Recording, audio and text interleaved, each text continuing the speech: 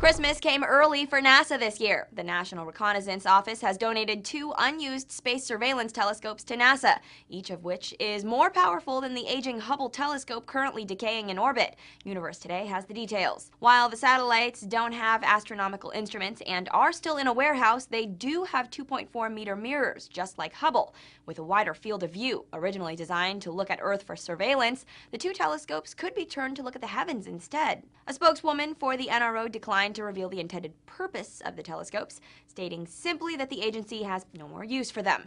Given that the agency deals primarily with intelligence-gathering satellites, the Washington Post found the disclosure a little unnerving. It raises the question, what else does the National Reconnaissance Office have just lying around?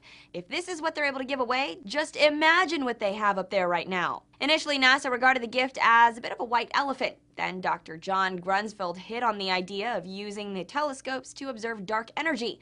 Their wide field of view and high resolution make them perfect candidates to search for the mysterious energy and study how it affects the universe. If the plan succeeds, it could shave hundreds of millions of dollars and several years off a quest that many scientists say is the most fundamental of our time. Despite the unexpected windfall, NASA still has a lot of work to do before it can hope to launch these telescopes. It still will have to find the budget for assembling, outfitting, and launching the satellites, a process which is unlikely to be completed before 2020. And although many are celebrating the gift, some people are finding the NRO's generosity a little galling. As an editor for The Atlantic points out, this story highlights the massive budget disparity between NASA and other government organizations. The military has so much money that it has 2 extra telescopes better than anything civilians have. Meanwhile, NASA will need 8 years to find enough change in the couches at Cape Canaveral to turn these gifts into something they can use. Anyone else find anything wrong with this state of affairs?